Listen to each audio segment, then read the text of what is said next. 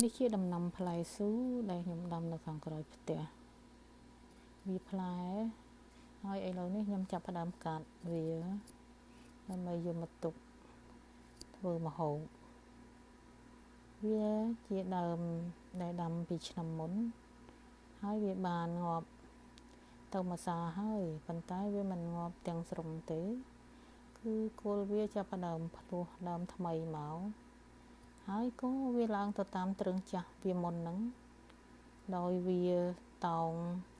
សួរទៅតាមតងចាស់វាហ្នឹង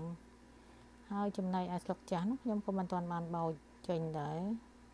រហូតវាទៅពីលើហ្នឹងមើលទៅឃើញស្លឹកទ្រុបទ្រុលដែលมันអាចឃើញផ្លែវាបានផ្លែវាលាក់នៅក្នុងស្លឹកតើយើងចូលទៅពីខាងក្នុងបានឃើញផ្លែវាច្បាស់មើលពីក្រៅអត់ឃើញប៉ុន្មានទេឃើញមួយពីរតែចូលទៅក្នុងឃើញច្រើនវិធីការទឹកតែចាប់ផ្ដើមផ្លែដំបូងតែច្រើនគួរសមដែរសម្រាប់គ្រួសារខ្ញុំញ៉ាំមិនអស់ទេបេះចែកគ្នាបងប្អូនខ្មែរយើងរស់នៅជិតគ្នាហ្នឹងចែកគ្នាមានអីចែកគ្នាទៅវិញទៅមកអញ្ចឹងទៅចែកគ្នាញ៉ាំទាំងអស់គ្នាហ្នឹងខ្លះមាននេះខ្លះមាននោះទៅក៏ឲ្យគ្នាទៅវិញទៅមកដូចជាបដូរទៅបដូរមកអីចឹងដែរកាត់បានឡើងយ៉ាងច្រើនផ្លែស៊ូមួយនេះ